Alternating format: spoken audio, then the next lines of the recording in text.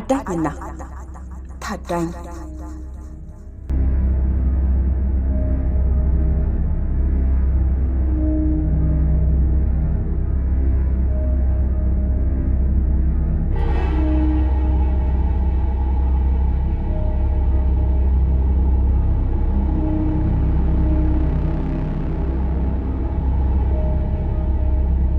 የካቲት ወር ሙቀት በምድረ ኢጣሊያ በተለይም በደማቋ በሮም ከተማ ባልተለመደ ሁኔታ ይወብቅ ስለነበር በዚያኑ ሞቃታማ ወር የፖሊስ ምክትል ዋና አዛዥ የነበረው አንጀሎ ማንጋኖ በከተማይቱ የተጨናነቀውን ትራፊክ ሰንጥቆ በሹፌር ወደ ቤቱ በጥድፊያ ሲጓዝ ሙቀቱ ስላስቸገረው ከመኪናዋ የኋላ መቀመጫ ላይ ተዝለፍልፎ ተቀምጦ ነበር። በዚያን ዕለት ወደ ቤቱ ሲጓዝ ባለቤቱና ሁለት ትንንሽ ልጆቹ የሚያደርጉለት አቀባበልና በሲሲሊያውያን ባህል ተዘጋጅቶ የሚቀርብለት ፓስታ በዓይነ ህሊናው እየታየው በትራፊክ መጨናነቅ ምክንያት የመኪናዎቹን ጥሩምባና የሹፌሮችን መጫጫህ እንኳን ከቁም ነገር አላለውም ነበር። በሌላ ሁኔታ ደግሞ በዚያን ወቅት ከማንጋኖ ገጽታ ጤነኛ ሐሳብ መውጣትና መውረዱን ለማንበብ ያስቸግር ነበር። ከሁኔታው ግን ሲያድነው የነበረው አውሬ አምልጦት በድንገት እንዳያጠቃው በመስጋት በተጠንቀቅ ላይ የነበረ አዳኝ ይመስል ነበር። ማንጋኖ በወቅቱ ሲያድናቸው የነበሩ ዘራፊዎች የማፊያነት ባህሪ ነበራቸው። ማንጋኖ በፖሊስ የሥራ ዓለም ከተሰማራበት ጊዜ ጀምሮ ለ18 ዓመታት ያህል የዘራፊዎችን ዱካ እየተከታተለ ከሲሲሊ እስከ ጄኔዋ ድረስ በመሄድ ይዛቸው ስለነበር በዚያ አኳያ ባስገኘው ጥሩ ውጤት በኢጣሊያ ሀገር ታላቁ ፖሊስ የሚል ስም ተሰጥቶት ይኖር ነበር። ወደ እስር ቤት እንዲሄዱ ካደረጋቸው ቀንደኛ ዘራፊዎች መካከልም አንዱ ሊጂዮ መልከ ጥፉ የተባለ ሰው ነበር። እሱም በአሸባሪነቱ የታወቀና ጨካኝ ነፍሰ ገዳይ ነበር። ሆኖም ምንም ሳይቆይ ከታሰረበት በማምለጡ በጋጥ ወጥነት የትም ይዘዋወር ነበር። የሊጂዮ ሌላ መጠሪያው የኮርሊዮን የክርስትና አባት የሚል ሲሆን ስሙንም ያወጡለት ከተወለደበት ኮረብታማ የሲሲሊ ከተማ ስም ጋር በማያያዝ ነበር። ሊጂዮ በወቅቱ በሲሲሊ ውስጥ ይገኙ የነበሩት ዘራፊዎች መሪ ነበር። ማንጋኖም ያን የዘራፊዎች መሪን ካለበት አድኖ ወደ ነበረበት እስር ቤት እንደሚያስገባው ቃል ገብቶ ነበር።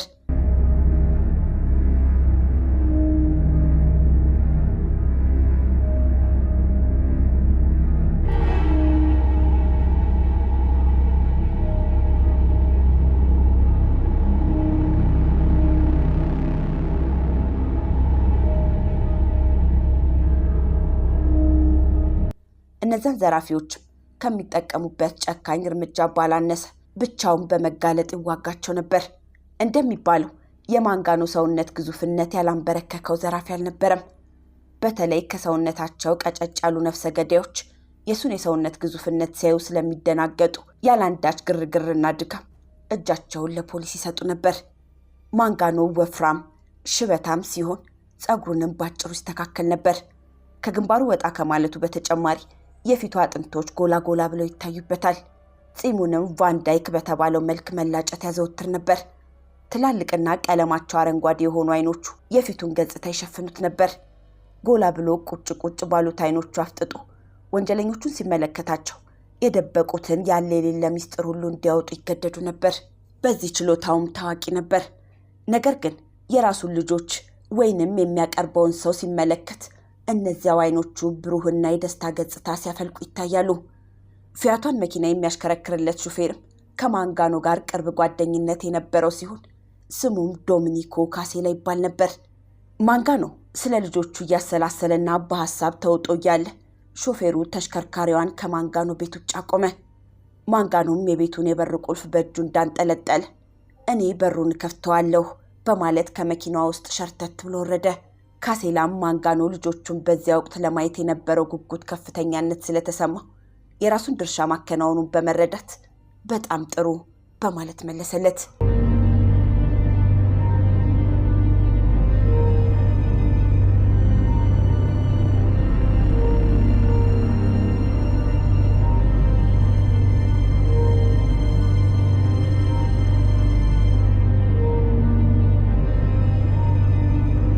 ነገር ግን ማንጋኖ ከደጃፉ ሳይደርስ ከሚቀጥለው ጎዳና አንዲት መኪና በድንገት ብቅ ከማለቷ ከመኪናቸው ጎን ለጎን ሲጤጥ አድርጋ ሻጥ ብላ ቆመች።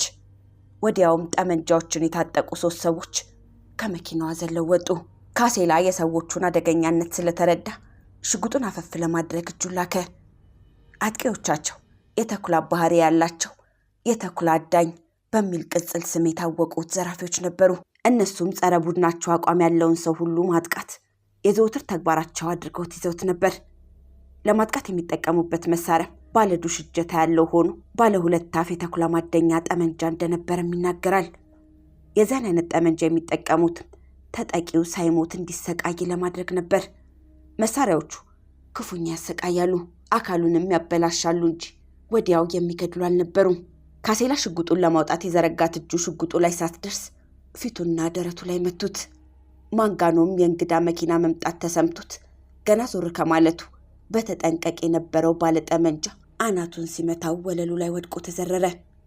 ማንጋኖ እወደቀበት ቦታ ላይ ሆኖ ሽጉጡን ለማውጣት እየታገለ ፊቱ በደንብ ይታጠብና አይኖቹን ቢጨናበሱ አጥቂዎቹን ለይቶ ለማወቅ ችሎ ነበር።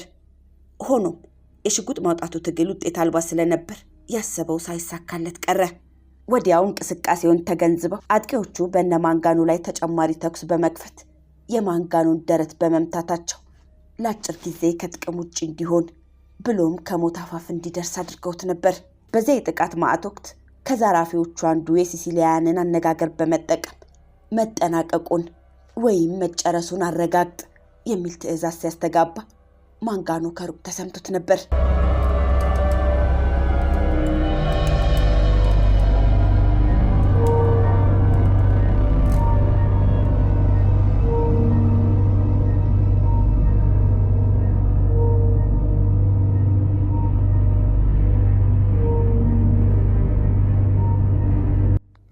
ያ ትዕዛዝ ከተሰጠ በኋላ ሌሎች 2 ተኩሶች በማከታተል ሲለቁበት በእጁና በክንዱ ላይ በማረፋቸው ማንጋኖ የሚቆጠቁት ህመም በተጋደመበት ይሰማው ነበር።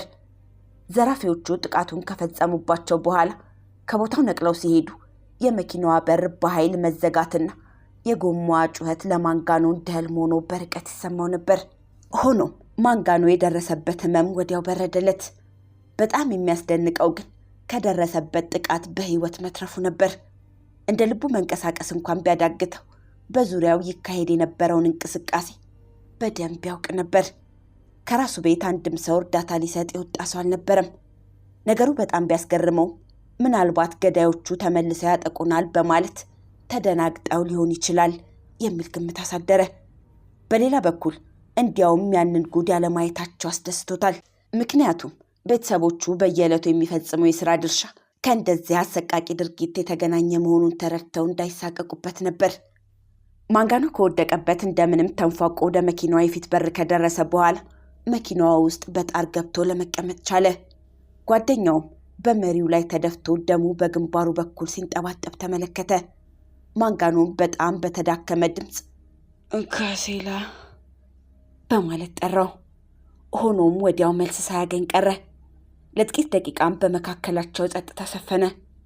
ቆየት እንዳሉም ካሴላ አይዞህ አልሞትኩም አንጀሎ በማለት መለሰለት። እንደምንም ብሎ ከጓደኛው ጎን ለመቀመጥ ችሎ ስለነበር በል ወደ ሆስፒታል ንዳ ስላዘዘው ካሴላም ያ አይነቱ ትዕዛዝ ስላስገረመው ዞር ብሎ ማንጋኖን በትዝብት ከተመለከተው በኋላ ወደ ሆስፒታል? ቅርብ የተባለው ሆስፒታል የሚገኘው እኮ ከ5 ኪሎ ሜትር ርቀት በላይ ነው ቢለውም ማንጋኖ ድርቅ ብሎ ወደ ሆስፒታል ንዳ በማለት ደረቅ ትዕዛዝ አስተጋባለት። ካሴላ የእሱ ማንገራገር ዋጋ እንዳልነበረው ስለተረዳ መኪናዋን ለማስነሳት ሞከረ። እግሩንም ለማንቀሳቀስ ሲፈልግ በጥይቶቹ ተበሳስቶ ኖሮ ካሉበት ሊያነሳቸውና ሊያዛቸው አለመቻሉን ተረዳው። ማንጋኖም ችግሩን ስለተገነዘበ የነበራቸውን አማራጭ ለመጠቀም ወሰነ። በዚህም ሁለቱም እንደየሁኔታቸው በመረዳዳት መኪናይቱን አንቀሳቀሷት። ያም ማንጋኖ የመኪናዋን ፍሬንና ቤንዚን ሲቆጣጠር ካሴላ እጁን ማንቀሳቀስ ስለሚችል መሪዋን አስተካክሎ እንዲይዝ አደረጉ። በእንደዚያ ሁኔታ እየነዱ በአንድ የድንገተኛ እርዳታ መስጫ ጣቢያ ሆስፒታል ደጃፍ ለመድረስ ቻሉ። የሆስፒታሉ ነርሶች ሁኔታውን ለማስተናገድ መኪናዋን ቢከፍቷት ሁለቱም ራሳቸውን ስተው አገኟቸው።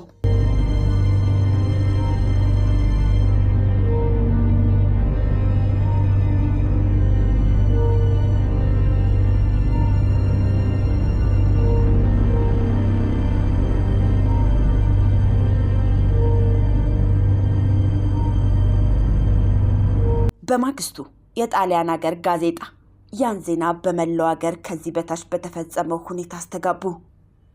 ታላቁ የጣሊያ ፖሊስ ከማፊያዎች የግድያ ሙከራ በሚያስገርም ሁኔታ መለጠ። ይሄው ታላቅ ፖሊስ ራሱንና ሹፌሩን ለሞት ከሚያደርሰው ጥቃት በኋላ ወደ ሆስፒታል በሚያስደንቅ ሁኔታ ሊደርሱ ችሏል። የወንጀለኛው ቡድን የተኩላ አደን ሞት ለማድረስ ያደረገው ጥረት ሳይሳካለት ቀርቷል። የዚህ ግድያ ሙከራ ማንጋኖ ክፉኛ በማፊያዎቹ መጠመዱን ያስገነዝባል። በእነሱ ፍርድ ላይ መውደቁንም ያሳያል። ከ2 ዓመታት በፊት 3 ማፊያዎች አንዱን የሆቴል ባለንብረት ሊገድሉ ፈልገው የዶለቱት የነፍስ ግድያ ሴራ አልተሳካላቸውም ነበር። ሰውየው ክፉኛ ቆስሎ ባለመሞቱ ፓሌርሞ በተባለ ሆስፒታል ገብቶ በመታከም ላይ እንዳለ ማፊያዎቹ እንደምንም ብለው በመሽሎክሎክና ለማስመሰል ባጠለቁት ገዋን ስር ጠመንጃቸውን ደብቀው የተኛበት ድረስ ከገቡ በኋላ የጥይት ናዳ በመውረድ ጨረሱት። ማንጋኖና ካሴላ በእንዲያ መልክ ከተወሰደባቸው እርምጃ ከተረፉ ጀምሮ ያን መሰሉ እርምጃ እንዳይወሰድ ከፍተኛ ጥንቃቄ ተወስዷል። ሆኖም ማፊያዎቹ የጀመሩትን ግብ ጫፍ ማድረስ ልምድ ስለነበራቸውና ሆስፒታልም እንደማይዛቸው መርማሪዎች አበክረው ያውቃሉ። ስለዚህ በርከት ያሉ መርማሪዎች በመመደብ ማንጋኖና ካሴላ የተኙበትን ክፍል በአይነ ቁራኛ ያስጠብቋት ጀመር። ማንጋኖና ካሴላ ከቁስላቸው ትንሽ ከዳኑ በኋላ በምስጢር አንድ ቦታ ሄደው የረጅም ጊዜ ሕክምናቸውን በመከታተል ለማገገም ተደበቁ። በመጋቢት 5 1973 ስለተካሄደባቸው ጥቃት ለጋዜጠኞች ምንም አይነት መግለጫ አልሰጡም ነበር። ከነዚያ ማፊያዎች መሃል ቀንደኛው ግን የሆነ ያልሆነውን በመዘላበድ ለጋዜጠኞች ወሬ ያቀብል ነበር። የሱም ዓላማ በማፊያዎቹ የተፈጸመውን ወንጀል በማንጋኖ ራስ ላይ ለማዞር ስለነበር ከዚህ አኳያ ያላደረገው ጥረት አልነበረም።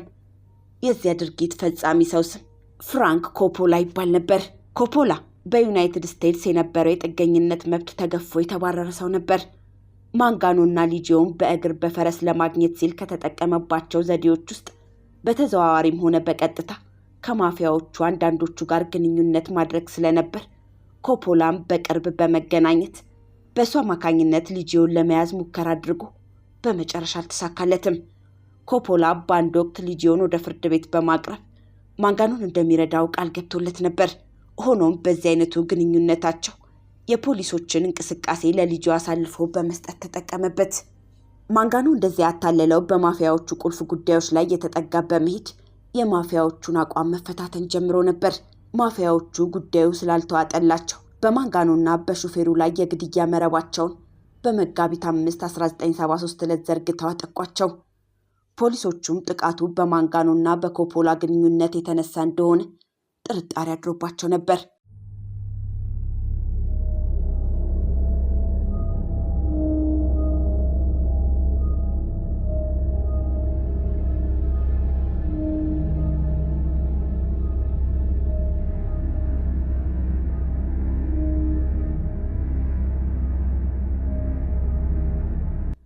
ኮፖላ ከማንጋኖ ጋር የቴሌፎን ንግግር ሲያደርግ በቴፕ የተቀዳ ነው በማለት ኮፖላ የማፊያ ደጋፊ የሆኑ የታላላቅ ሰዎችና በፖለቲካው ዓለም ይገኙ የነበሩ ባለስልጣናት እንዲሁም የአንዳንድ ዳኞችን ስም ዝርዝር ማንጋኖ እንዲሰርዝላቸው የተስማማ በማስመሰል ብሎም ከማፊያ ቡድን 50 ሚሊዮን ሊሬ ወይም $80,000 የወሰደ በማስመሰል እንዲመልስላቸው ክስ መስርተውበት ነበር።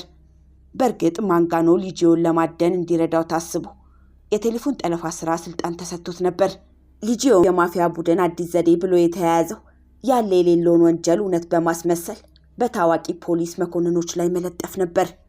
ሊጂዮም በቡድኑ ስም በዓለም አቀፍ ደረጃ የሚታወቁ አንዳንድ ህጋዊ ንግዶችን ያካሂድ ነበር።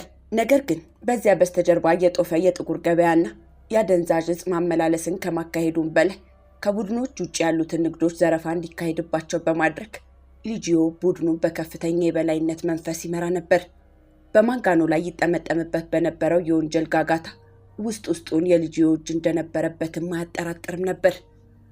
ማንጋኖ ቁስሉ እንዳገገመለት ፊተቢስ በመባል ይታወቅ የነበረውን ሊጂዮን ለማጥመድ ወደ ኮርሊዮን ብቻውን ሄደው ለወደፊት የሚያደርገውን እደና ቀደም ብሎ ምስቅልቅሉን በማውጣቱ ሁኔታውን ሊያዳክምበት እንደሚችል ሳይረዳው ቀርቶ ሳይሆን ሌላ አማራጭ ስላላገኘለት ነበር።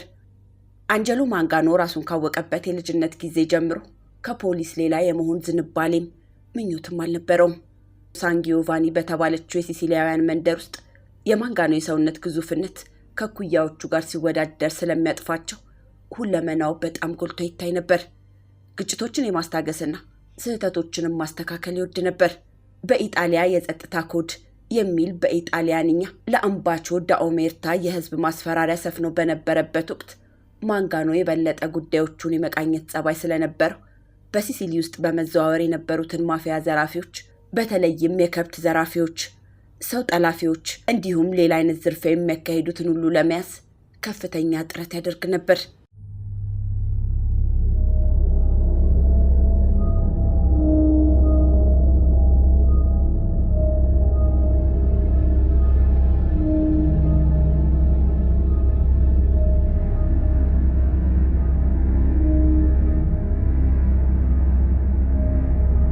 ኦሜርታ በቀጥታ ትርጉሙ አንድ ሰው ምንም አይነት ወንጀል ተፈጽሞ ቢያይ ለባለስልጣን ያለመተንፈስ ማለት ሲሆን አንዱ እንኳን ተሳስቶ ይህንን ኮድ ቢጥስ ከባድ አደጋ ይደርስበት ነበር። አንጀሎ በወጣትነት ስሜቱ ያንን ፍራቻ ከአካባቢው ለማውጣት ዘራፊዎችን እያሳደደ ዋጋቸውን በመስጠት ከፍተኛ ጥረት አድርጓል። ሆኖም አንዳንዴ ሁኔታው የህልም እንጀራ ሆኖ ይሰማው ነበር። በአፍላ ወጣትነቱ ማንጋኖ በኢጣሊያ ጦር ውስጥ ገብቶ ወደ አፍሪካ ድንበሮች በመሄድ ለማገልገል ፍላጎቱን አቅርቦ ከዘመተ በኋላ ታላቅ ስህተት እንደፈጸመ ስለተረዳው 2 ወራት ያህል ሳይሰራ ከርቶ ወደ እናት ሀገሩ ኮበለለ። አገሩ እንደደረሰ በመጀመሪያ በህቡ ጸረ ኢጣሊያ መንግስት አቋም ነበረው። ያም ኢጣሊያ ከጀርመን ጋር በነበራት የመረዳዳት አቋም ላይ ነበር። ቀጥሎ ኢጣሊያ ከጀርመን ጋር የነበራትን ወገናዊነት ስትቀይር ማንጋኖ ጸረ ጀርመን አቋም ነበረው። ጦርነቱ እንደተገባደደ ማንጋኖ በኢጣሊያ ብሔራዊ የፖሊስ ኃይል ገብቶ ከተቀጠረ በኋላ በወጣትነቱ ጊዜ የነበረችውን ፍቅረኛ ገባ። ከዚያም ከፖሊስ አካዳሚ ተቋም ከተመረቀበት ቀን ጀምሮ ስሙን ያነሱለትን ጉዳዮች በብልሃትና በጉልበቱ ያከናውን ነበር። ከዚያ ጊዜ ጀምሮ በሲሲሊ የማፊያነት ባህሪ ያላቸው ዘራፊዎች ተጠናክረው አስፈሪ ሁኔታ ላይ ደርሰው ሰውን መረማመጃ ሳጥተውት ስለነበር በመጀመሪያ በላስፔዛ ቀጥሎ በሮማ ከዚያም በሪጆ ካላብሪያ ድረስ በመሄድ እየተከታተለ ያድናቸው ነበር። ማንጋኖ ፍርሃት የማይበግረው ከመሆኑም በላይ በጉልበት መጠቀምን ስለሚወድ እንዲሁም ሁኔታውን ከቁመቱ ጋር በማዛመድ ማንጋሎ ወይንም ትንሹ ማንጋኖ ይሉት ነበር። የማንጋኖ ታላቅነት ከፍተኛ ደረጃ ደርሶ ታላቁ ፖሊስ በመባል በተሞገሰበት ወቅት በህጉ ተቃራኒ ሰፈር እንዲሁ ስሙ ተጋኖ ይወራለት የነበር አንድ ሲሲሊያዊ ሰው ነበር። ሉሲያኖ ሊጂዮም ማንጋኖ በተወለደ ከ5 ዓመት በኋላ በሲሲሊያ በአንደኛው የባህር ዳርቻ አጠገብ ተወለደ። ሊጂዮ በሚፈጽማቸው አሰቃቂ ድርጊቶች እንደ አንድ በጣም ጨካኝ የሆነ የማፊያ ባልደረባ ተደርጎ ስሙ እንዲነሳ ይደረግ ነበር። የሊጂዮ ቤተሰቦች በፖሌርሞ አጠገብ በሚገኘው ተራራ 14000 ነዋሪዎች ባሉበት የኮርሊዮን ከተማ አቅራቢያ ድርሻ ነበራቸው። ሊጂዮ ረዘም ላሉ ሰዓታት በብቸኝነት እዚያ ቦታ ላይ በጎችንና ፍየሎችን ሲያግድ ከዚያ አይነት ድህነት የሚገላገልበትን መንገድ በማለም ጊዜውን ያሳልፍ ነበር። እሱም ከፍየሎቹ የታለበውን ወተት ከነጥቃቅን ህዋሳቶቹ ጋር ይጠጣ ስለነበር በዚያ ሰበብ የአጥንት ነቀርሳ በሽታ በመሸመቱ እድሜ ልኩን ይሰቃይ ነበር። የአጥንት ነቀርሳ በሽታውም የጀርባ አጥንቶቹን ስለበላቸው ሰውነቱን ቀጥ አድርጎ ለመሄድ በጣም ይቸገር ነበር። ስለሆነም ሰውነቱን ቀና አድርጎ የሚይዝለት ከቆዳና ከብረት የተሰራ ልዩ መሳሪያ ተበጅቶለት ያንን ታጥቆ ይዞር ነበር።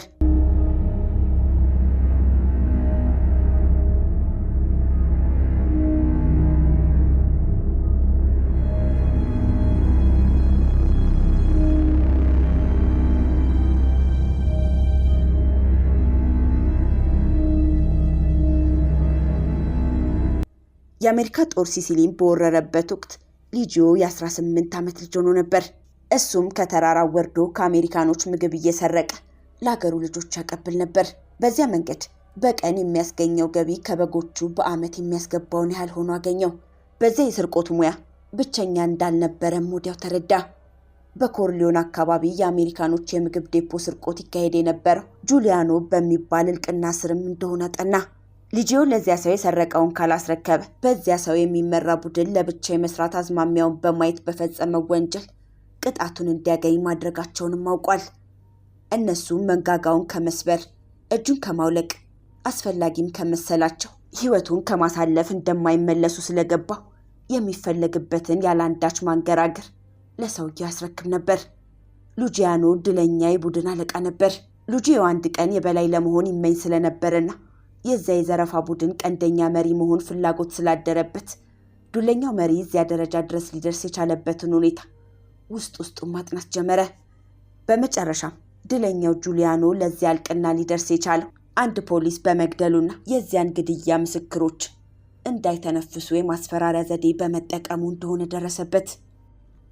ከ2 ዓመታት በኋላ ሊጂዮ ለመጠባበቂያ የተከማቸውን እህል ሲሰርቅ ተገኝቶ ፖሊሶች ይዘው ካሰሩት በኋላ ፍርድ ቤት እስኪቀርብ ድረስ ይቆይ ብለው ለቀቁት። እሱ ግን በዚያው የውሃ ሽታ በመሆን ከቆየ በኋላ በፖሊሶቹ ላይ ከባድ ጉዳት አደረሰባቸው። ከተሰወረ ከጥቂት ሳምንታት በኋላ በቁጥጥር ስር ከዋሉት ፖሊሶች መካከል አንዱን ቤቱ ደጃፍ ላይ በጥይት ተኩሶ ገደለው። የግድያ ፈጻሚ ሊጂዮ እንደሆነ በወቅቱ ወሬው በያለበት ሲናፈስም ግድያውን በእርግጥ ለመፈጸሙ አንድም ሰው ምስክርነቱን ሊሰጥ አልቻለም። ከጥቂት ወራት በኋላ የተቀሩት 2 ፖሊሶች እንደ ባልደረባቸው ገዳያቸው ሳይታወቅ ጠፉ። ሊጂዮ በተከሰሰበት ጉዳይ ብቸኛ መስካሪዎች የተገደሉት ፖሊሶች ስለነበሩ ከክሱ ነፃ ለመሆን በቅቷል። ሆኖም ሊጂዮ በህብረተሰቡ መካከል ፈጽሞ አይታይም ነበር። በአንድ ወቅት ሊጂዮ የኮርሊዮን የማፊያ አለቃ በነበረው ዶክተር ሚችል ናቫራ በአካባቢው በነበረው ሆስፒታል ሐኪም የነበሩ በህመም መፈወስ ብሎም የግለሰቦችን ችግር በማቃለል በታወቁ ሰው ግንዛቤ ውስጥ ሊገባ ቻለ። አንድ ባለ ኮንትራት የጉልበት ሰራተኞች ችግር እንዳይፈጥሩበት ለእርሱ ውለታውን ከከፈለ እንቅፋት አያጋጥመውም ነበር። ነጋዴ ንብረቱ እንዲጠበቅለት ለናቫራ ከከፈለ ጫፉም አይነካም ነበር። እንዲሁም ባለጸጋውም የማስፈራሪያ ደብዳቤ ከደረሰው ለናቫራ ከከፈለ ማስፈራሪያው ይነሳለት ነበር። ናቫራ ጠላቶች አልነበሯቸውም ቢባልም ባልታሰበ ሁኔታ ሞታቸውን ተጎናጽፈዋል። ናቫራ ይሰሩበት የነበረው የሆስፒታል ዳይሬክተር በጥይት ተመቶ ሲሞት እርሳቸው በእርሱ እግር በመተካት ስራቸውን በመምራት ላይ እንዳሉ አንድ ልበ ሙሉ የወዛደሩ ማህበር መሪ ለሰላም ማግኛ ተብሎ ለናቫራ የሚከፈለውን ክፍያ ክፉኛ ይቃወም ነበር። አንድ ቀን በመንገድ ሲሄድ ተገፍትሮ የአንድ መኪና የጎማ ራት አድርገው አስገደሉት። ግድያውን ሲያስተውል የነበረው መንገደኛ ልጅ በማስገደል ናቫራ ወደሚያክሙበት ሆስፒታል ወስደው ልቡ እንዲጠፋ ካደረጉ በኋላ የአንጎል መናወጥ ስለደረሰበት አንድ መርፌ ከተወጋ በኋላ ህይወቱ አልፋለች።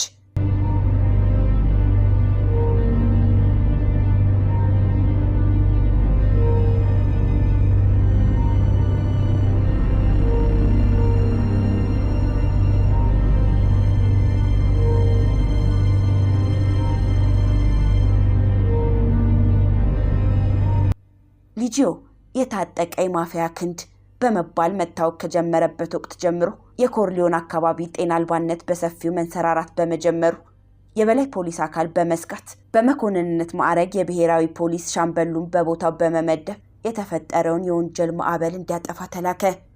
ሊጂዮንም ከ2 ወንጀሎች ጋር በማያያዝ ሊመሰክሩበት የሚችሉ ሰዎች አግኝቶ ነበር።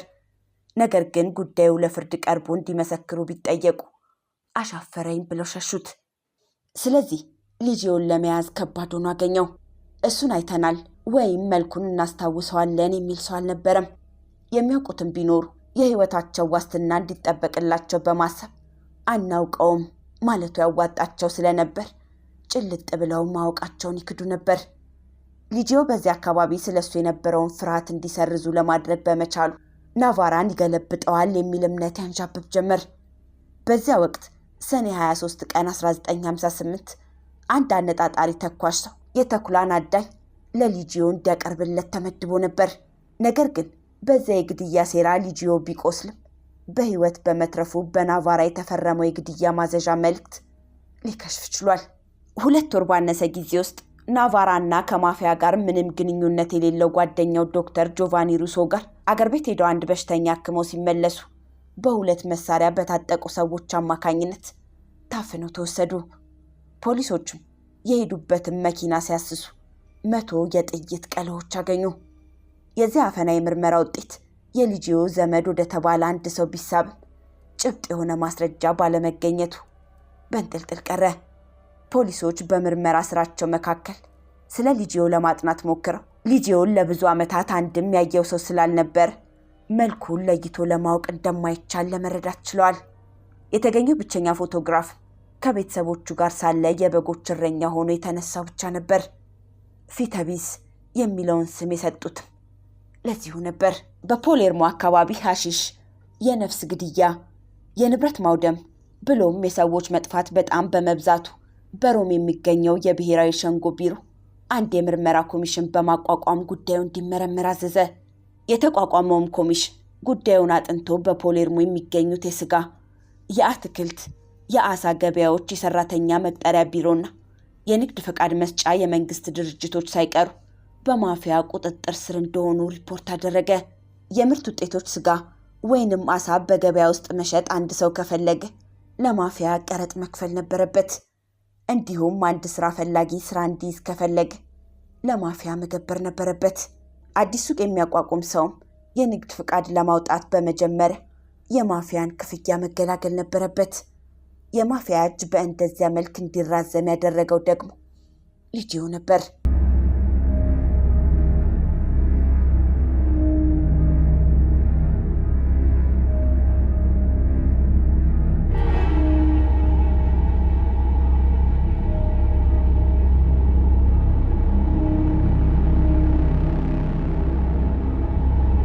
ልጅዮ ባጋጠመው ዓለም ውስጥ ከፍተኛውን ደረጃ አሻቅቦ በሚወጣበት ወቅት ማንጋኖም በሌላ በኩል በዝግታና በጣም ባልጎላ መንገድ የፖሊሶችን የሥራ እድገት መሰላል ይወጣ ነበር።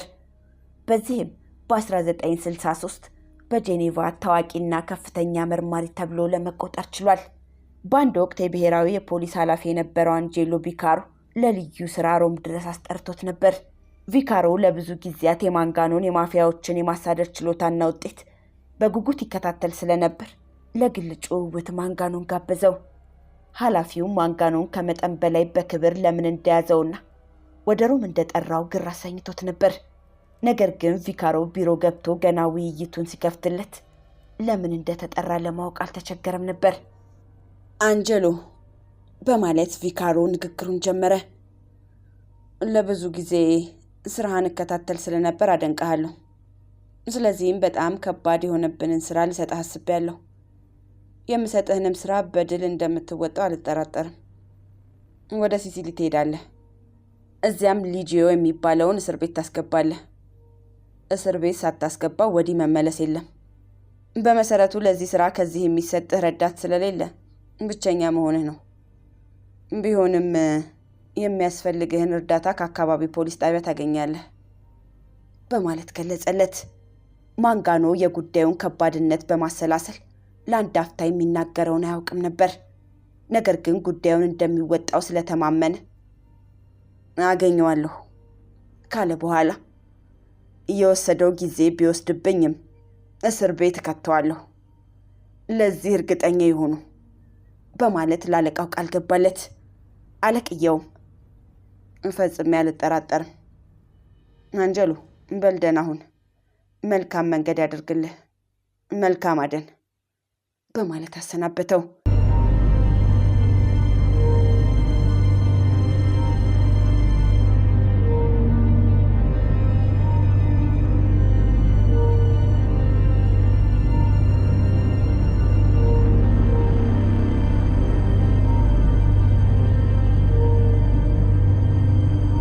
ማንጋኖም ብቻውን እንደሚወጣው ስለተማመነ ኃላፊነቱን ከሰው ጋር መጋራት አልፈለገም ነበር።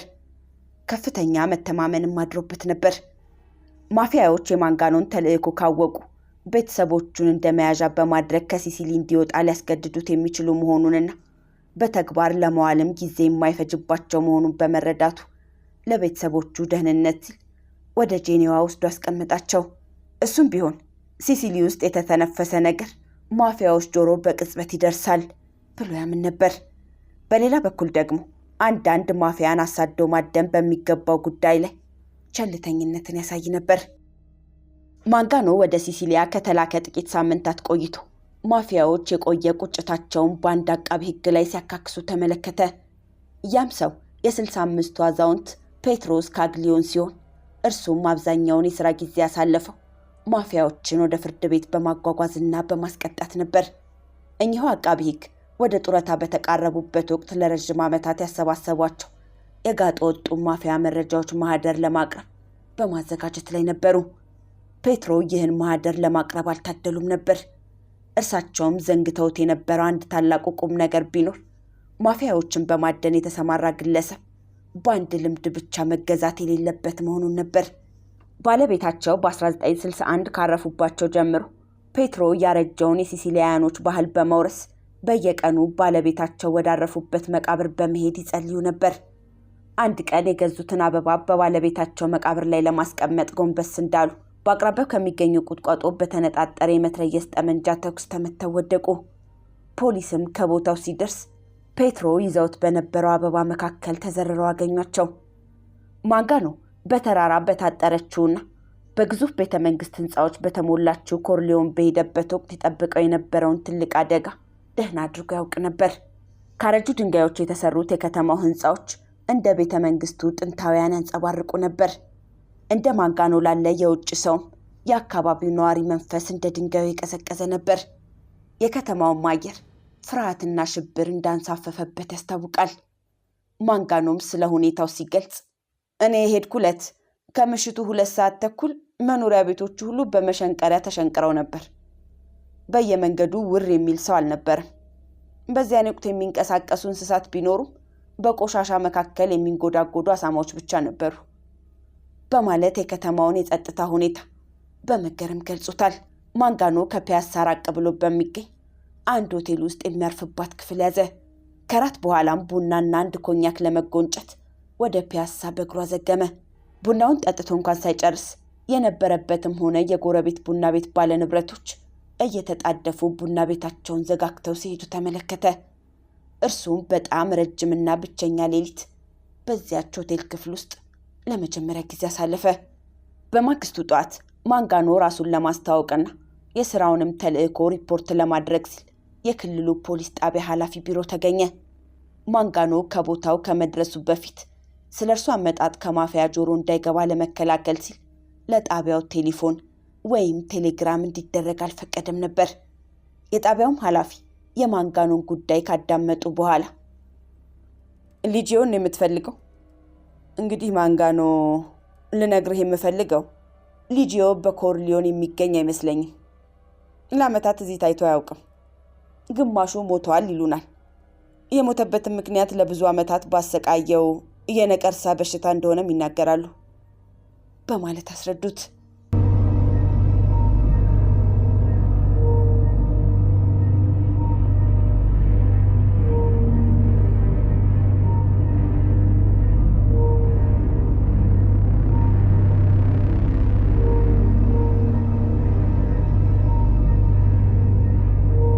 ለመሆኑ ለመሞቱ እናንተ ምን ያህል እርግጠኞች ናችሁ? ምንም አይነት ማረጋገጫ ስለሌለኝ አስተማማኝ መልስ ልሰጥህ አልችልም። አሁን ማን ነው የማፊያውን ቡድን የሚያንቀሳቅሰው? ማንጋኖ። ምን ማለትህ ነው? ማንም አያውቅም። እንደተነገረኝ አሁንም ቢሆን ልጅዮ እንዳለ ተደርጎ ነው። እኛ ይህንን አናውቅም። ከናቫራ ተከታዮችስ እየቀሩ አሉ ይሆን? የተረፈ እንኳን የለም። ከሞት የተረፉት ወይ ከደሴቷ ወጥተዋል ወይ ደግሞ የልጅዮ ተከታዮች ጋር አብረዋል። ወይ ጉድ! ልጅዮ በሌለበት የልጅዮ ተከታዮች መኖር ምን ይባላል? ታዲያ እነኚህን ማን የሚመራቸው? አይታወቅም። በአንድ ወቅት የልጅዮ ተከታዮች የነበሩትን ሰዎች ታውቋቸዋላችሁ? አሁን እናውቃቸዋለን። ከፈለክ እናሳያለን። እሺ፣ ታሳዩኛላችሁ። ማንጋኖ የፍለጋውን ስራ ለማካሄድ አንድ መነሻ ያስፈልገው ነበር። በተገኘው አነስተኛ መረጃም ቢሆን አንዳንድ ሰው ሲነጋገር ሳትሊለው ስለሚችል አንዳንድ ፍንጭ ሊገኝ ይችል ይሆናል በሚል ተስፋ ስራውን ጀመረ።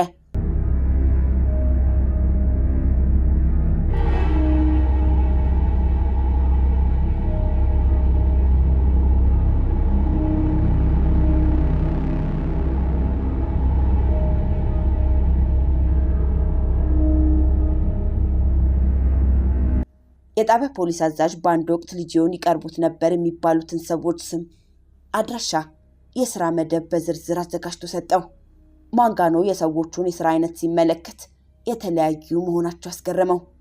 እነሱም የመሬት ከበርቴዎች፣ መካኒኮች፣ ሌላው ቀርቶ የቡና ቤት ባለንብረቶች ዝርዝር ውስጥ ነበሩበት። እንደ አጋጣሚ የመጀመሪያዋን ምሽት ያሳለፈባት ቡና ቤት ባለንብረት በእነኚህ ሰዎች ዝርዝር ስለነበር እንዲያውም ማንጋኖ ስራውን ከቡና ቤት ለመጀመር ወሰነ። የፖሊስ ጣቢያው አዛዥ ማንጋኖን ስራውን ከመጀመሩ በፊት መልካም የሥራ ጊዜና መልካም ዕድል ያጋጥምህ በማለት ሸኝቶታል። ከተባለችው ቡና ቤትም ማንጋኖ እንደደረሰ የቡና ቤቱ ቦይ ማንጋኖ እንዲያሳየው የጠየቀውን ባለቤት በተቀመጠበት አመለከተው። እንደምን አደሩ በማለት ማንጋኖ ለሰውየው ሰላምታ ካቀረበ በኋላ እኔ ማንጋኖ የሚባል መርማሪ ነኝ። የተላኩት ከኢጣሊያ ፖሊስ ኃይል ነው። ወደ እርሶም ልመጣ የቻልኩት ከሉሲያኖ ሊጂዮ የቅርብ ትውውቅ አለዎት ተብሎ ስለተነገረኝ ስለ እሱ ሁኔታ ልጠይቆት ነው በማለት አስረዳ። ሰውየው ማንጋኖ በመጣበት ጉዳይ ግልጽነት አለመረበሹን ለመግለጽ እንደሆነ አይታወቅም። በጥያቄው ፈጽሞ የተደነቀ አይመስልም ነበር። ሊጂዮ እንደሞተ አታውቅም ኖሯል? ከሞተ ታዲያ የቀብሩ ስነ ስርዓት የተካሄደ? እኔ በቀብሩ ስነ ስርዓት ላይ አልነበርኩም። ሆኖም ቃሉን የማልጠረጥረው ጓደኛዬ ስለመሞቱ ነግሮኛል። ጓደኛው የት ይገኛል? በአሜሪካ፣ እኔ በማላውቀው ቦታ። በጣም አመሰግናለሁ በማለት ማንጋኖ ሰውየውን ተሰናብቶት ወጣ። ማንጋኖ በቀረበለት ዝርዝር መሰረት በዝርዝሩ ውስጥ የነበሩትን ሰዎች በሙሉ አንድ በአንድ አነጋግሮ ጨረሰ። የተገኘ ውጤት ወይም መረጃ ግን አልነበረም። ይሰጡት ከነበሩት መልሶች መካከል ሊጂዮ ሞቷል ወይንም ሊጂዮ ከዚህ ሄዷል የሚል ሲሆን፣ አንዳንዶቹ ደግሞ ይባስ ብለው ሊጂዮ ማን ነው በማለት ይጠይቁት ነበር። የማንጋኖን አመጣጥ የኮርሊዮን ነዋሪዎች በመጣ ሳምንት በማይሞላ ጊዜ ውስጥ አብጠርጥረው ሲያውቁ፣ በሌላ በኩል እሱ ስለመጣበት ጉዳይ በገባበት ዕለት ከሚያውቀው የበለጠ አንድም ነገር በተጨማሪ ሊያውቅ አልቻለም ነበር። ነገር ግን በቅርብ የሚያደርገውን ሁሉ የሚከታተሉት አይኖች እንደነበሩ ሰውነቱ ይነግረው ነበር። ማንጋኖ ከፒያሳው ከሚገኙት የመዝናኛ ጠረጴዛዎች መካከል አንዷን በመምረጥ ጀርባውን ወደ ግድግዳው በማድረግ አደባባዩን እየተመለከተ መቀመጥ ያዘወትር ጀመር። መኪናውን አስነስቶ ከመነሳቱም በፊት ከጥርጣሬ ብዛት ቦምብ ተቀብሮባት እንዳይሆን በማለት ሁለመናዋን ይፈትሻት ነበር። በምሽት ወደ መኝታ ቤቱ ሄዶ ሲተኛም ወደ ክፍሉ የሚመጡ የእግር ኮቴዎች ከሰማ ቶሎ እጁን ትራስ ስር ወዳለው ሽጉጡ በመዘርጋት በተጠንቀቅ ኮቴው እስኪጠፋ ድረስ አድብቶ ይጠባበቅ ነበር። በከተማይቱና በአቅራቢያ ባሉ የገጠር ቤቶች በመሄድ ሰዎችን ስለ ሊጂዮ መጠየቅ የትም ስላላደረሱት ማንጋኖ ተስፋ በመቁረጥ በፒያሳ ውስጥ በሚገኙ ቡና ቤቶች ቀደም ሲል በተገለጸው ሁኔታ በመቀመጥ ራሳቸውን ፀሐይ ለማሞቅና ቡና ለመጠጣት ከሚመጡ ጡረተኞችና ሽማግሌዎች ጋር በማውጋት ጊዜውን ያሳልፍ ጀመር። ማንጋኖ ስለ ሽማግሌዎች ከነበረው ልምድ በመነሳት የተኩላ አዳኝ ቡድን አረጋውያን እድሜያቸው በመግፋቱ የሚደርስባቸው ጉዳት ስለማይኖር ቀደም ሲል በፍርሃት ምክንያት የደበቁትን ጉድ በቁጭት ሊያወጡ ይችላሉ የሚል ተስፋ ጥሎባቸው ነበር። ነገር ግን ለጊዜው እሱ እንዳሰበው ሆኖ አላገኘውም። አረጋውያኑ መልካም ጓደኝነታቸውን ከማሳየት አልፈው ስለ ሊጂዮ ምንም ለመተንፈስ አልፈለጉም ነበር። ማንጋኖም ወደ ኮርሊዮን ከመጣ 4ኛ ወሩን ቢይዝም ሊጂዮን ወደ ፍርድ የማምጣቱ ተስፋ ግን እየመነመነበት ሄደ። በዚሁ አንድ ሌሊት ግን በክፍሉ እንዳለ ቴሌፎን ተደወለለት። የቴሌፎን መልእክቱ ቶቶሪኖን ከፈለክ በፒያሳ መሃል ቢሮ ያለውን ጠበቃ ጠይቀው የሚል ነበር።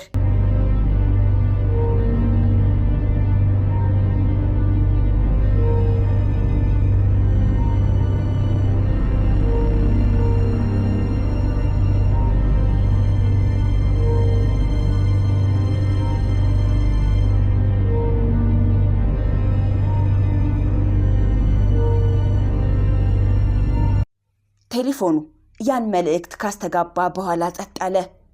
ቆስሎ የነበረውን የማንጋኖን ተስፋ ግን ቀሰቀሰበት። ሪኖ የልጅዮ ቀኝ እጁ ነበር። ያን ያህል እርሱ በቅርብ ከተገኘ ልጅዮም እንዲሁ እንደሚገኝ አያጠራጥርም የሚል ግምት ብሎም ተስፋ አደረበት። የቴሌፎን ጥሪ ያደረገለት ግለሰብ ልጅዮ ያለበትን ሳያውቅ አይቀርም በማለት በሐሳቡ ያሰላስል ነበር። ማንጋኖ በሌላ በኩል ጉዳዩን በማጤን አንድ ጥርጣሬ ውስጥ ገባ። ጥሪው ምናልባት ለሱ እንዳሳ የማጥመጃ ማባበያ ያቀረቡለት ሆኖ ተሰማው። ማንጋኖ ስለ ጉዳዩ ሲያሰላስል ጥርጣሬውን ሲያወጣና ሲያወርድ ሐሳብ ውስጥ በመዘፈቁ እንቅልፍ ሳይወስደው ቁጭ ብሎ ነጋ። ጠዋት ጎህ ሳይቀድ የሪኖን ፎቶ በደንብ ለማጥናት ወደ ፖሊስ ጣቢያ ሄደ። ቀደም ሲል የሪኖን ፎቶ ቢመለከተውም ወደ ጠበቃው ቢሮ ከመሄዱ በፊት ትክክለኛ መልኩን በውል ለማስታወስና በአእምሮው ቀርጾት ለመሄድ ስለፈለገ በጣቢያው የተገኙትን ፎቶግራፎች በሙሉ አንድ ባንድ በዝግታ ጠና። ከቴሌፎኑ ጥሪ ሪኖ በጠበቃው ቢሮ ውስጥ ያለውን የሥራ ደረጃ ሊያውቅ ባለመቻሉ መልኩን አጣርቶ ማወቁ ለማንጋኖ ወሳኝ እርምጃ ነበር። በፖሊስ ጣቢያው የሪኖን ወቅታዊ ፎቶግራፍ እንደተመኘው ስላገኘው ጠበቃው ቢሮ ገብቶ የማስታወሱን ኃይል በመጠቀም ከፍተኛ ውጤት አገኘ። ጠበቃው ቢሮ በመድረስ ማንጋኖ ራሱን ለጠበቃው አስተዋውቆ ጠበቃውን እንድታመለክተው ጠየቀ። እርሷም ከጎኗ በኩል ወደሚገኘው በር አመልክታው እንዲገባ ነገረችው። ማንጋኖ በሩን ከፍቶ ሲገባ ከሪኖ ጋር ፊት ለፊት ተጋጠመ። ያጋጠመው ማን እንደነበረ ለማረጋገጥ ግን ጊዜ አልወሰደበትም። ሪኖ እንግዳውን ከወንበሩ ተነስቶ ለመጨበጥ ሲነሳ ማንጋኖ ሰላምታውን ሽጉጥ በመደቀም በመመለስ ወደ ፖሊስ ጣቢያ ይዞት ወረደ። አጋጣሚው ያስደነቀው ማንጋኖን ብቻ አልነበረም። በጣቢያው የነበሩት ፖሊሶችም በአጋጣሚውና በሁኔታው ተደንቀው ነበር። ማንጋኖ በጣም ያስገረመው በክልሉ ቀንደኛ የማፊያ ባልደረባ በሕግ ስራ ተሰልፎ ከፖሊስ ጣቢያው ጥቂት ራቅ ባለ ቦታ ላይ ቢሮ ከፍቶ ደንበኞቹን ማስተናገዱ ነበር። ሪኖ የሕግ ባለሙያም አልነበረም። ማንጋኖ የዚያን አካባቢ የፖሊስ ኃይል ደካማነት በግልጽ ለመገመት አላስቸገረውም። ደንበኞቹም በፍራቻ ይጎርፉለት እንደነበር መገመት አላቃተውም። የጥቆማው አቅራቢ ግለሰብ በዚያን ወቅት ማን እንደሆነ ሊያውቅ ባይችልም በፒያሳ አብረዋቸው ከሚውለው አረጋውያን መካከል አንደኛው እንደነበሩ ግን አልተጠራጠረም። በመሆኑም አረጋውያኑን አጥብቆ መያዝና መውደድ እንደነበረበት ስለተረዳው ግንኙነቱን እያጠናከረና እያስፋፋ መሄድ ጀመረ። ሪኖም ስለ ልጅዮ እንዲነግረው ደጋግሞ ጠየቀው። እሱ ግን ምንም እንደማያውቅ ይገልጽለት ነበር። ማንጋኖ ግን አሁንም ፍለጋውን ፖሌርሞ ውስጥ አስፋፋ። በተለይም በየሆስፒታሉ ማፈላለጉን አጠናከረ። በሌላ በኩል ደግሞ ማንጋኖ ለራሱ ከፍተኛ ጥንቃቄ ያደርግ ነበር። ነገር ግን የልጅዮ ዱካ እያደረ የጠፋበት ምክንያት ፈጽሞ አልታወቀም ነበር። ያም ሆነ ይህ ሪኖ ስለ ልጅዮ ቢያውቅም በፍላጎቱ የሰጠው መረጃ አልነበረም።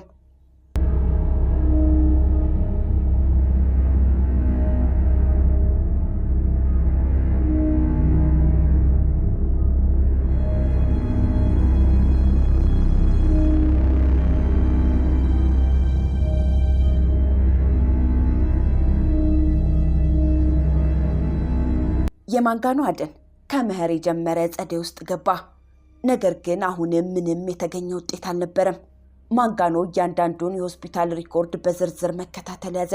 በነቀርሳና በፖቶ በሽታውን ባገኘው ጠበብት ስም የሚጠራ በሚባል በሽታ የተለከፉት ሲታከሙ መመልከት ጀመረ። ሆኖም ስራው በጣም አሰልቺ በመሆኑ ክትትሉን በጀመረ በጥቂት ቀናት ውስጥ ተስፋ መቁረጥ ጀመረ። ያን የማፊያ መሪ የሆነውን ሰው የማግኘቱማ ተስፋ እየመነመነበት ሄደ። እስከነጭራሹ በዚያ ምርመራ የተሰማሩትን ፖሊሶች አለማመን ደረጃ ላይ ደረሰ። ሆኖም አንድ ሌሊት በሆቴሉ ክፍል ውስጥ እንዳለ የተስፋ ጭላንጭል የምትፈነጥቅ የቴሌፎን ጥሪ ደረሰችው።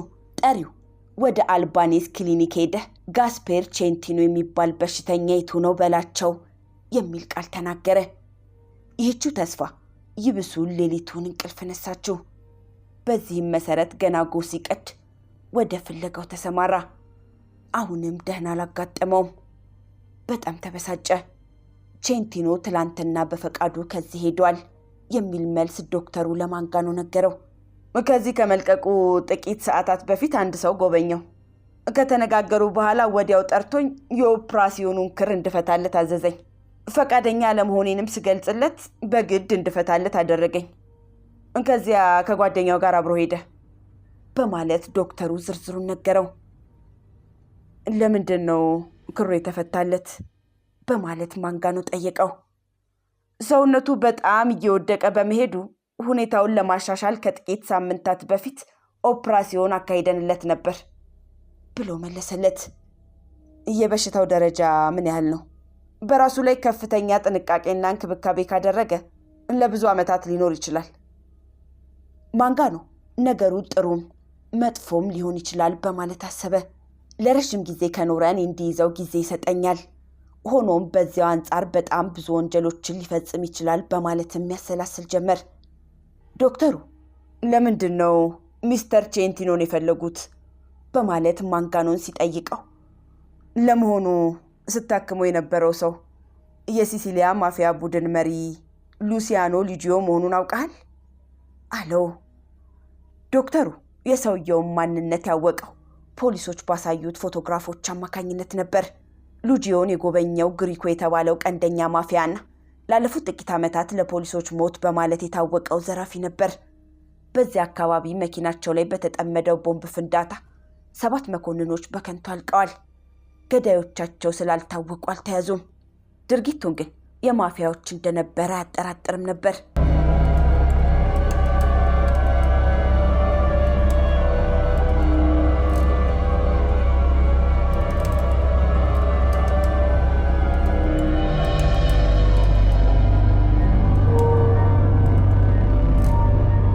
አካባቢውን ለመሸፈን ማንጋኖ ከፍተኛ እርዳታ እንደሚያስፈልገው ተረዳ።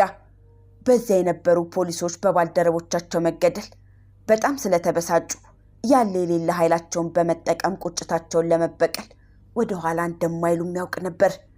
ማንጋኖ ከጥቂት ፖሊሶች ጋር በመሆን በመጨረሻ ወደ ደረሱበት የሊጂዮ ጓደኛ መኖሪያ ቤት በማሰስ አካባቢውን አጸዱ። በርከት ያሉ ፖሊሶችም ቦታውን በደንብ በመመንጠር ለመፈለግ ቦታው ደረሱ። ምንጠራውንም በር ከበር አካሄዱ። አንደኛው ለክልሉ መርማሪ ላሮዛ ወደ ተባለችው የግሪኮ ቪላ ጋር ሂዱ በማለት ጠቆመው። አሁንስ በደንብ መዘጋጀት ያስፈልጋል በማለት ማንጋኖ ለፖሊስ ኃላፊው አስጠነቀቀው። በአንድ ሞቃታም የግንቦት ወር ጠዋት 1000 ፖሊሶችና ማንጋኖ ቪላ ላሮዛን ከበቡ። እቤት ውስጥ የነበሩትም እጃቸውን እንዲሰጡ ቢጠየቁ መልስ አልሰጣሉ። በቤቱም አካባቢ ምንም ኮሽታ ስላልተሰማ ህንፃ ውስጥ ገቡ። ነገር ግን ባዶውን አገኙት። እንደዚያ እንደሚሆን ገምቼ ስለነበር በዛን ወቅት የተሰማኝን ቅሬታ ልገልጸው አልችልም በማለት ትዝታውን ማንጋኖ ይናገራል። ቤቱን አንድ በአንድ ምንም ቦታ ሳያስቀሩ በጥንቃቄ ፖሊሶቹ ፈተሹት። ነገር ግን በዚያ ፍተሻ ወቅት ከቤቱ በስተጓሮ የተጠማዘዘ መወጣጫ ደረጃ ያላት አንድ የጓዳ በር ተመለከቱ። ማንጋኖንም እንዲያጠሩት የታጠቁት ፖሊሶችን በማስከተል ሽጉጡን እንደደገነ ማንጋኖ መሰላሉን ቀስ ብሎ ወረደ። ፖሊስ ነን፣ አንድ ሰው ከውስጥ ካለ እጁን ወደ ላይ አድርጎ እንዲወጣ አዛለሁ በማለት ጮሆ መልእክቱን ውስጥ ላሉት አስተላለፈ። ነገር ግን ምንም መልስ አልነበረም። ስለሆነም ማንጋኖ በሩን በመበርገድ ከፈተው። ነገር ግን አንድ አልጋና ጥቂት የቤት ዕቃዎችን ብቻ አገኙ። እንደጠረጠርኩት ክፍሉን ባዶ ሆኖ አገኘሁት በማለት ማንጋኖ በመበሳጨት ይናገር ነበር። እዚያ ክፍል ውስጥ ሊጂዮ እንደነበር በደንብ ገብቶኛል። የእድል ጉዳይ ሆኖብኝ እንደሆነ አላውቅም። ሁልጊዜ ለጥቂት የአፊተቢስ ማፊያ ያመልጠኝ ነበር በማለት ማንጋኖ ልፋቱን ያስታውስ ነበር። ማንጋኖ በውስጥ ስሜቱ ተመርቶ ወደ ኮርሊዮ ተመለሰ። ከሁለት በጣም ጠባብ ከሆኑ ሁኔታዎች ሊጂዮ ሲያመልጥ ክሱ በጣም ወደሚጠብቅበት ቦታ መሄዱ አያጠራጥርም የሚል ግምት ማንጋኖ አሳደረ። ማንጋኖ ቀደም ብሎ የጠየቃቸውን ሰዎች እንደገና ማነጋገር ቢሞክርም የሚተነፍስ ጠፋ። ያው የሲሲሊያኖች ምሬት ያለመተንፈስ አጋጠመው። ማንጋኖ በኮርሊዮን ሲቆይ ከእንግድነቱ ይልቅ ዘናይ ማለት ስሜት ተሰምቶታል። ነዋሪዎቹ እንደ ልባቸው ያጫውቱት ነበር። የማፊያ ወሬ ሲነሳባቸው ግን ጆሮ ዳባ ይሉት ነበር። በተዘዋዋሪ ግን እሱ ከማፊያዎች አደጋ ጥላ ስር እንዳልወደቀ ሊገነዘብ ችለዋል። ሊጂዮም ቢሆን የቀረችውን ሕይወት ባስከፋ ሁኔታ ለማሳለፍ ባለመፈለጉ መርማሪውን ሊተናኮሉ አልቃጣም ነበር።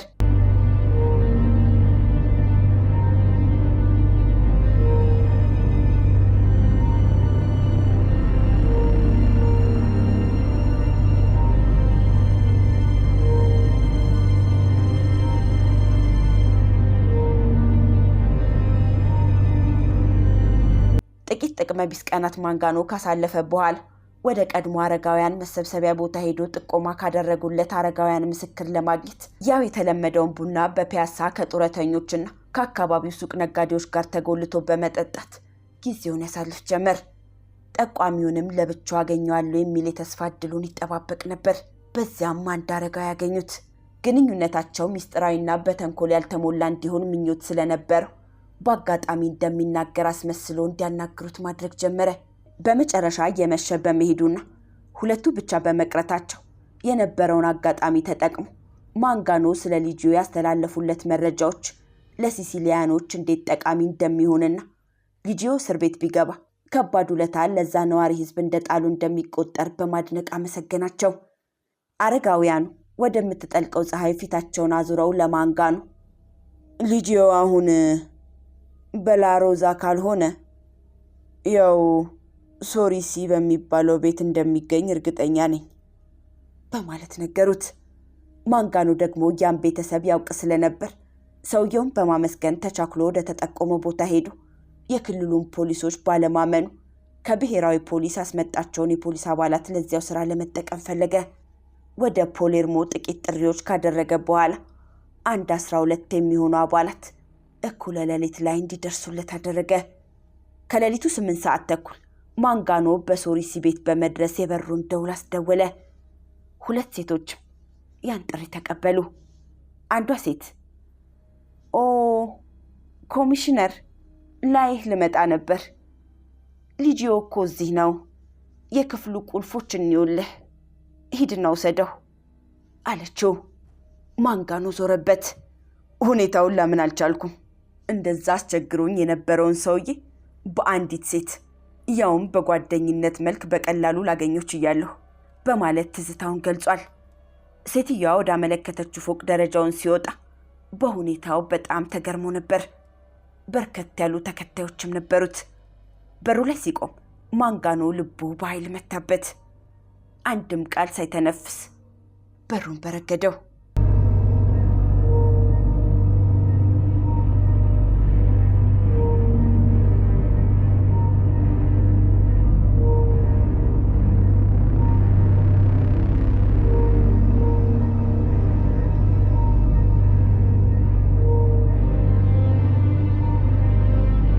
አልጋ ላይ ተጋድሞ የነበረው ሰው በበሩ ድንገት መከፈት ደንግጦ ብድግ ብሎ ቁጭ አለ። ካልጋው አጠገብ ይበራ የነበረው መብራት በጣም ደብዛዛ ነበር። ሰውየው ኮሚሽነር ብሎ ጠራው። ቀጥሎም እዚህ ነኝ፣ እኔ ሊጂዮ ነኝ አለው። በኢጣሊያ በጣም ተፈላጊ ሰው ነበር። የዚያ ሰው ስም በመቶ የሚቆጠሩ ሰዎችን በፍርሃት አንቀጥቅጧል። አፋቸውን እንዲዘጉም አድርጓል። እሱ ግን እንደ ሕፃን ልጅ ታቅፈው ካላነሱት ቀጥ ብሎ የማይቆም ሰው ነበር። የሆነ ሆኖ ያ ፊተቢስ የነበረው ግለሰብ ፊተቢስነት በማንጋኖ ሊጋለጥ ችሏል።